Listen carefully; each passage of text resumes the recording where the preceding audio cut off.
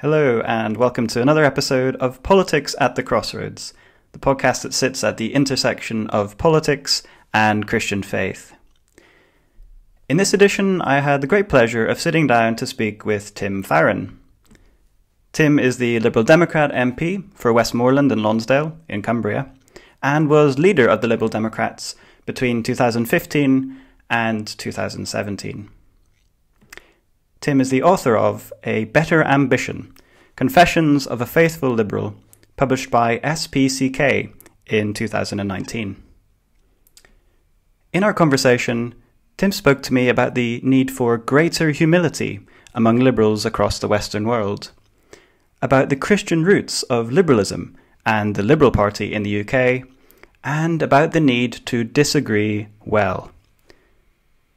My conversation with Tim was slightly shorter than some of the other episodes in this series, and this is due to the fact that I caught Tim on the night the budget was being released.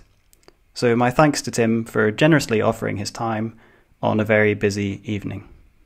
Well, Tim, the first question that I ask my guests as they come on is to look at where you sit, both politically and theologically. I wondered if you could paint a picture of where you are, both politically and theologically, and perhaps more interestingly, the journey of how you got there.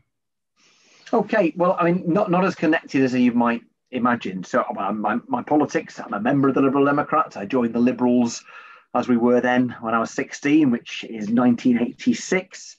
So where would you describe that? I mean, centre-left, belief in a mixed economy, support free enterprise, but think there needs to be a strong public sector. I think a very British kind of social liberal approach to economics, a belief that the absence of intervention does not mean freedom. And so what is often referred to as classical liberalism, which is underdeveloped liberalism, isn't really liberalism at all, is this idea that it's basically libertarianism, the idea that if you haven't got any restrictions, then you're free. Well, in which case what you get is the invisible hand in the marketplace, which isn't what Adam Smith thinks it is. It's the invisible hand that makes sure all power and wealth goes to those who've already got plenty. So freedom actually involves a referee. And so that's why I think the state is important in helping to create freedom or to prevent unfreedom. And that means, a level of redistribution of wealth. It means provision of basic services. It means the state should be concerned about the well-being of its people whilst not nannying them, not intervening. Because, I guess I'll get on to my theology in a moment, but in a broader sense. But as a Christian, one of my critique of Marxism, which I respect and admire in one sense, because wouldn't it be nice if everything was that simple? But my critique is that it assumes the ability of human beings to be better than they are. And so, my saying we should have a referee, I know implies that I can trust the referee, the state. And that's why you need checks and balances. And it's why in many ways the real appeal to me of liberalism is that it accepts the flaws of humanity. It seeks to do something about them. It isn't so conceited to think that it will fix them permanently. It just knows that just because you can't make things perfect doesn't mean you shouldn't try and make things better. See, and sort of theologically, if you wouldn't mind commenting on that, and perhaps. Well, I mean, there's so many kind of denominational labels that are put out there, and given that we are and I say this as a neutral observation, not as a criticism, such a religiously illiterate society, if you use one of those handles now, it either means nothing or it probably get misunderstood. So I just call myself a Christian. I'm an Orthodox Christian. I'm a Bible-believing Christian. And that immediately makes me think, oh, really? You can't take the Bible seriously? Well, I guess, where do we start on the issue of where do we take the Bible seriously? I mean, first of all, I think that a belief that there is no God, I disagree with, but it's an intellectually credible point of view. The belief that there is an almighty God who is awesome and over everything is an intellectually credible point of view. a belief that there is a happy shopper, part-time, weekdays only God who can create the universe but somehow can't leave us a body of work by which we can know him, is intellectually incredible and not worth even thinking about. And the problem is that sucks so many people in. The notion of a God that can create the universe but just not quite manage a virgin birth, I mean, it's rubbish. And but so I think that I'm somebody who and that was actually certainly when I became a Christian at 18. That was part of my thinking. I didn't count myself an atheist, but I thought, look, if there's a God, there's a proper God, not some mini one. And so, but look, in the end, I trust the Bible because I trust we have an almighty, all-powerful, utterly reliable God. I also trust the Bible, warts and all, because Jesus did. And, we talk about what's the evidence for there being a God. Well, you can get into all sorts of kind of God of the gaps and evidences for intelligent design and all that kind of thing. I'm not dismissing those things. The kind of internal emotional need that we have, the God-shaped hole that we talk about that is within us, all of that I think they're clues. But the slam dunk is Jesus Christ. If Jesus Christ lived, if he died, if he rose on the third day, there's a God and we know his name. And then not only that, then the things he said are therefore 100% reliable. And he directly and incidentally gave evidence that he trusted and relied upon what we would today refer to as the Old Testament. So I'm an Orthodox Christian. At the end of Revelation, it talks about how we shouldn't add anything to the Bible nor take anything away from it. So, which I think is a humble position, because if you're adding something to the Bible, you think you think you know better. If you're taking something from the Bible, you think you know better. And with the greatest respect, we don't. And so, yes, I'm an Orthodox, Bible-believing Christian, Reform, whatever. Excellent. Thanks, Tim. I want to move on now. I should say to listeners and viewers that tonight's the night of the budget, so Tim might have to peel away at some point. I might. Keeping an eye on my phone, and I'll just see where we are now. We're at number 48 of the list, and I'm number 63, 64. So we'll keep going for a bit. There we go. Yes. I just want to move into our main section and look a bit more closely at the relationship between liberalism and Christianity. And here, I think it would be interesting to look both historically at that relationship before then zooming into where liberalism and liberal democracy find themselves just now. So, in other words, looking at liberalism today and then historically, and of course your own personal thoughts and journey as a Christian liberal, if I can call you that as well. Yeah. So let's just begin by zooming into the present day. So to me, Tim, it seems that liberal democracy is itself at a crossroads. Of course, the title of this podcast series is Politics at the Crossroads. Liberal democracy is itself at something of a crossroads, if not a crisis point even. And you obviously believe deeply in liberalism, and it's because of that lifelong affection for the movement that has led you to speak out and argue that liberalism is in a sense eating itself. This is due in part, you contend, to its failure to recall the liberal value of true tolerance, opting instead for a false tolerance, or as you put it, being tolerant of everything apart from those things we disagree with, as you put it in a better ambition. Of course, this applies to issues of ethics, political disagreements, and so much more. My question for you is, Tim, where do you think liberalism has gone wrong or gone astray, and why? Sure. Okay. So I think there's two things to look at there.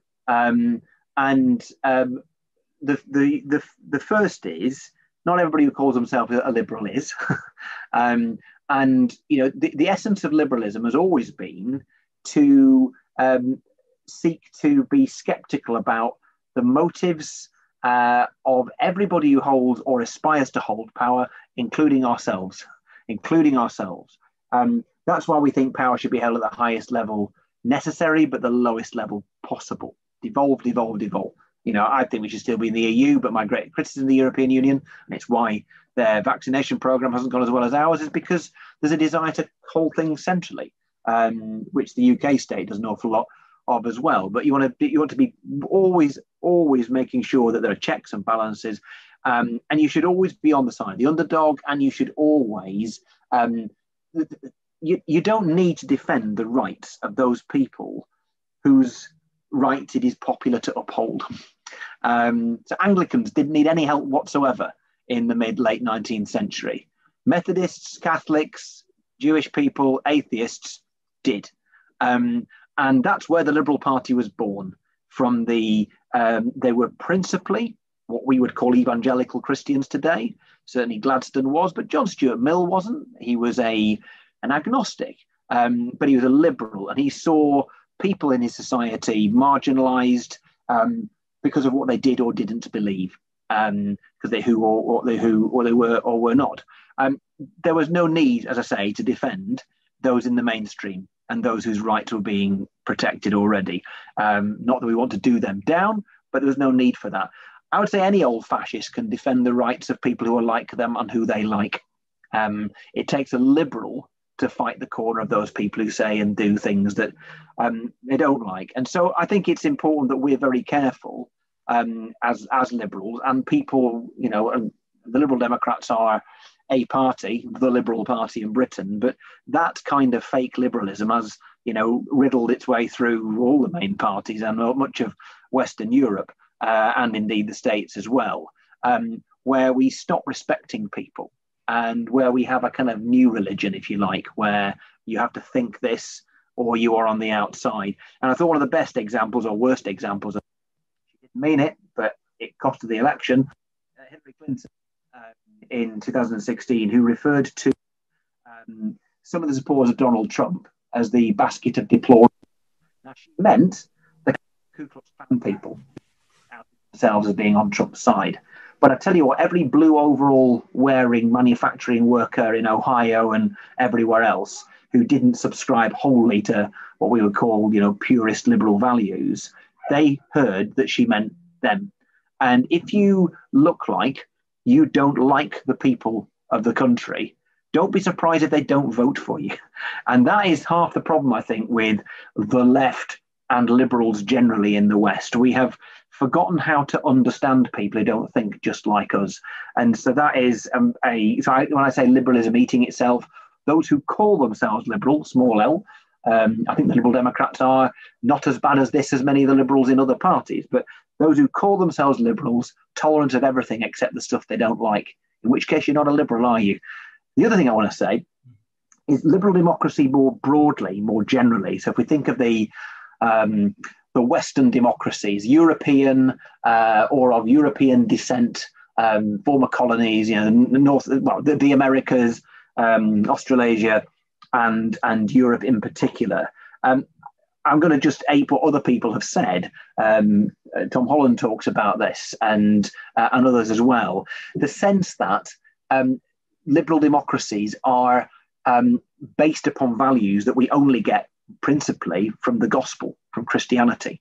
The whole notion that human beings are sinful, so don't let too few of them be in control of anything at any given time. Democracy, the idea of grace, that there is a possibility for rehabilitation and for second chances. The idea of equality in a species as we are that is naturally so utterly hierarchical that even in class-ridden societies like the UK over time, there is a fundamental belief that before the law, everybody is equal from the bottom to the top. Those are peculiarly Christian values.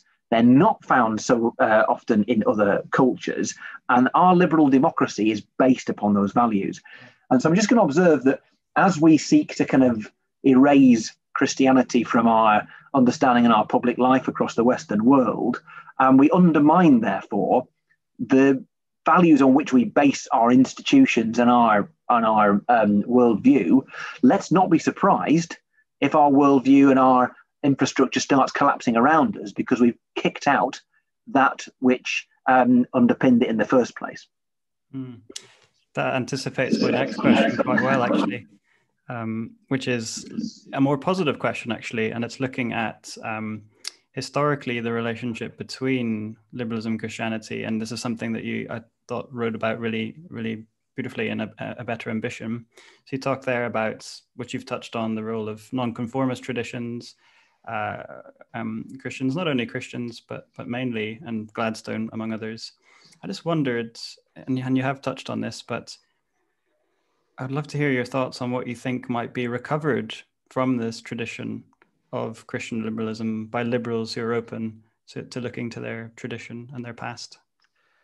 Well, I think, first of all, you should, be very much aware where you come from. And I think that the liberal movement, particularly in the UK, owes its lineage almost entirely to kind of non-conformist Christian tradition.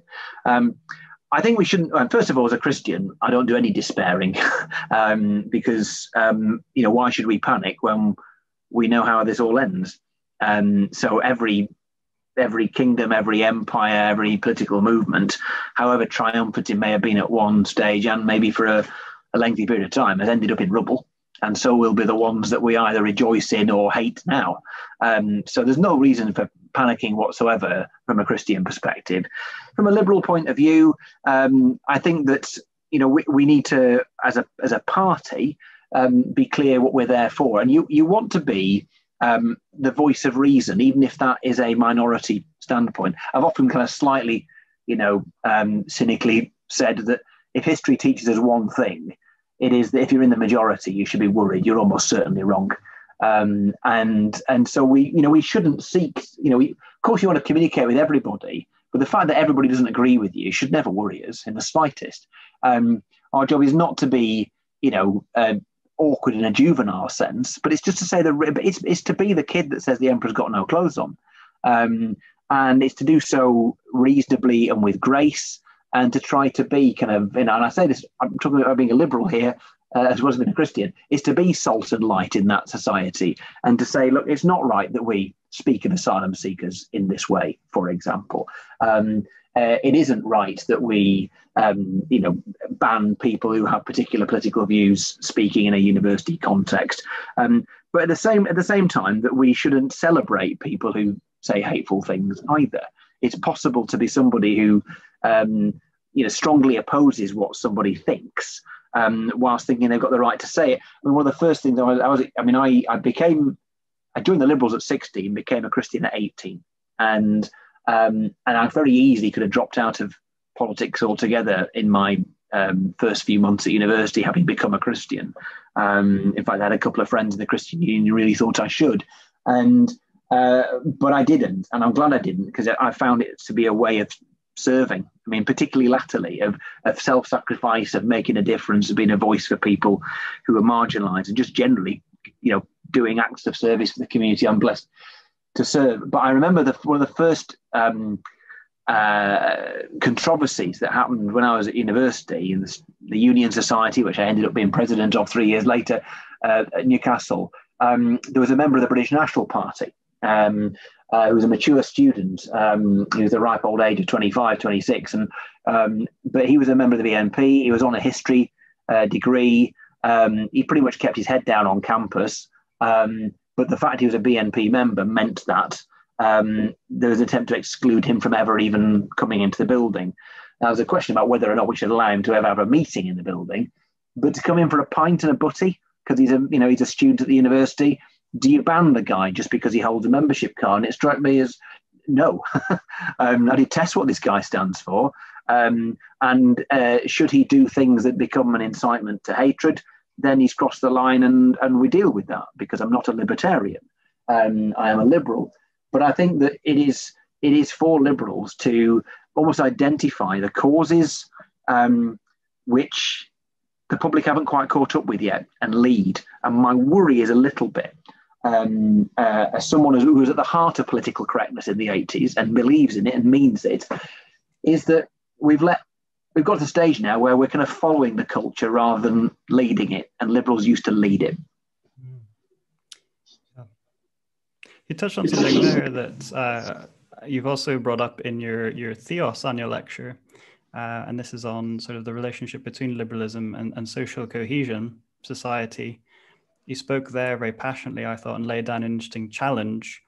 I'll just quote for our listeners and viewers, just very briefly, you write, or you ask, are there common secular values that we collectively hold here in Britain?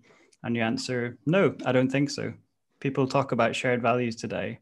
I've done it myself. But when they do, what they mean is, these are my values, and I'm going to act as though they're yours also, and will demonstrate contempt for you if you depart from them. It's time to be honest with each other. We do not have shared values, and the assumption that we do, it is dangerous. So here, I thought there was a very interesting reflection on the strength of liberalism, which is acknowledging that we won't all agree all the time. Yeah. So my question for you is really, how do we actually cohere as a society if the only kind of value that we want to cohere around is freedom and individualism? Does liberalism not essentially lead to that as a core foundation?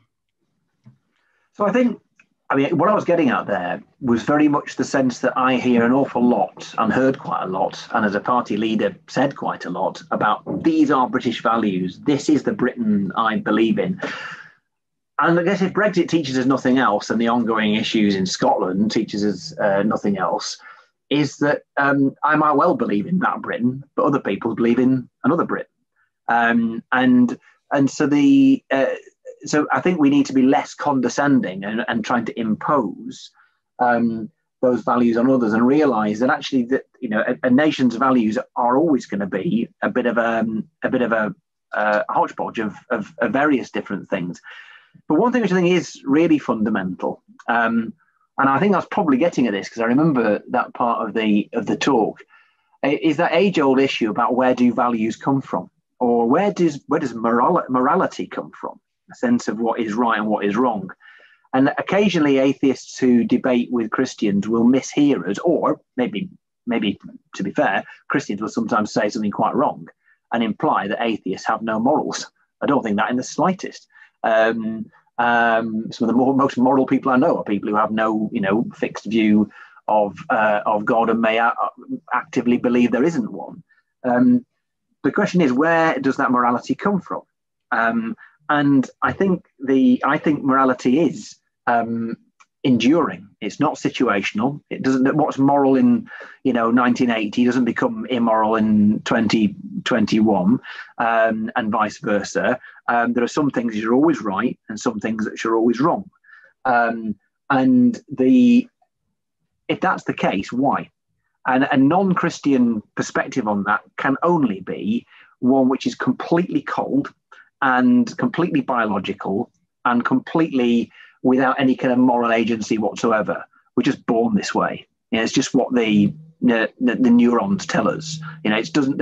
If I do a good thing, if I am kindly, if I am sacrificial and generous, that's just how I was built. There's nothing. Don't give me a tick for that.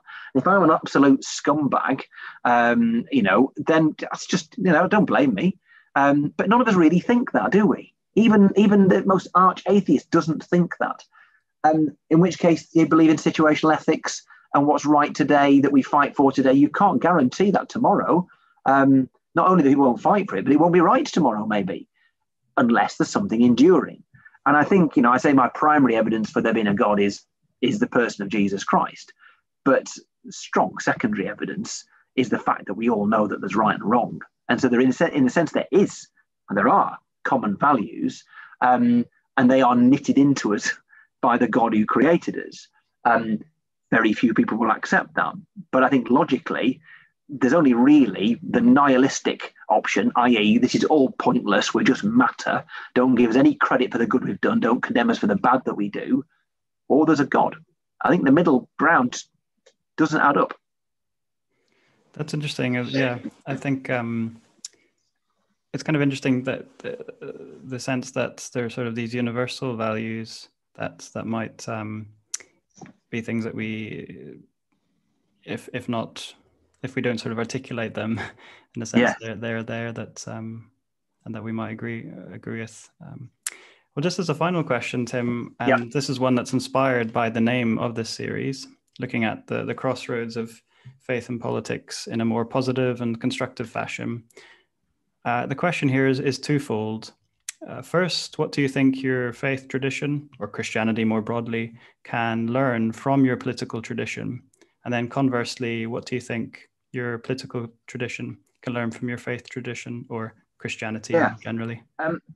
So I think first of all, I mean, a lot of it's only superficial, because I think the Bible's not a manifesto. The fact that I'm a Christian and that I'm a liberal Democrat are not equivalent things.